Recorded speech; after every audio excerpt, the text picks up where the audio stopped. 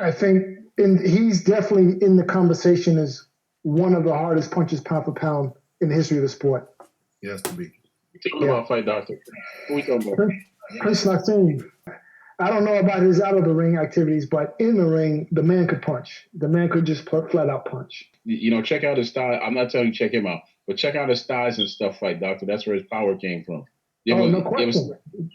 That's where the power comes from. That's where it comes from. Where did Tommy Hearn's power come from? God and his back, and the fact that Tommy was really just a heavyweight playing all these weights. Because right now he's bigger than Holyfield. Where did what was his name? Bob Foster's power come from? There's something about those tall, lanky guys. Those tall, skinny, lanky guys. For some reason, they could just generate a lot of power. And that's something I can never understand. I still don't understand it, but Tommy Hearns, Bob Foster's, those guys, tall, lanky, but could punch like hell. I can never understand that. They utilize the long levers. Yeah, because you know what it is, Ralphie? Is reach. It's reach and timing because they catch you coming in. Yeah. So power doesn't always come from the legs then? I still think they get their legs into it. They've just got to in Tommy's case, if you see how broad his back is, that's where he get that. And power is just a God-given gift in most cases. So where did Bob? Because Bob's power didn't appear to come from the legs, and it certainly didn't appear to come from no broad back. He didn't have no back. So where did his timing? Where did his reach and timing? He would set that jab out there and let you come to him, and then he would step forward with everything he had and drop that right on you. All right, so peeps this. Yeah. So Nazi's power came from his legs. Hearn's power came from his broad back, and Foster's power came from where? But if he's stepping into the punch, Rafi, he is leaving his weight into the punch from his legs. Right. Okay. Mm-hmm. Yes. Oh, okay. Yeah, I accept that to a certain degree.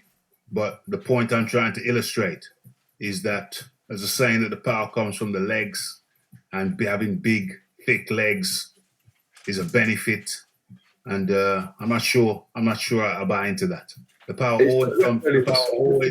always comes from the legs to an extent. But I don't know about having the big, chunky legs. I don't think mass ever comes into it in terms of muscle mass. I think it's utilizing the. Does that make sense? Yeah, that's right. You can have skinny legs, but if you use them, yeah, you're a lot stronger than the rest of your body.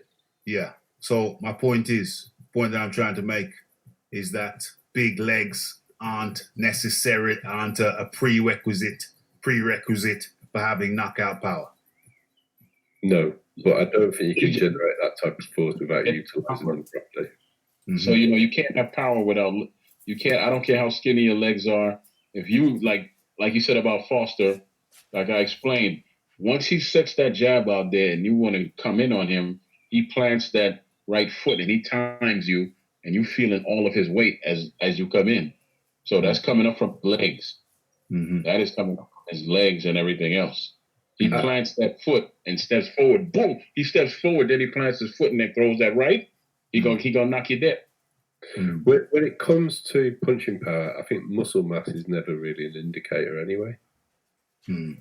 It's always technique and leverage.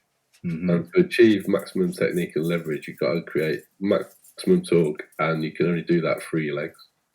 Mm-hmm. Absolutely. Yeah. Punch technique, really. Yeah. Yeah, it's all technique, but proper technique needs to incorporate your legs.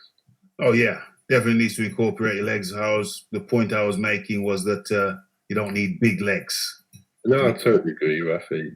Muscle mass just doesn't indicate it at all. No.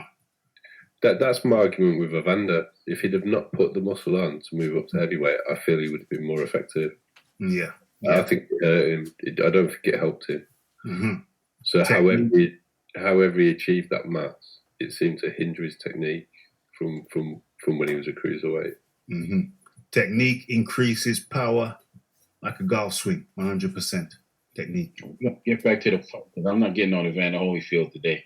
No. Nas was a great boxer, I did not like his arrogance, though. That's what made him what he was. But what a fight. He looks like he's going to win it now. It's a great fight for Nigel now. I can see him taking him out, believe me. 2 more rounds. Nigel's looking the stronger fighter now. He's took the punishment. He's coming back with war. He's coming back with punches.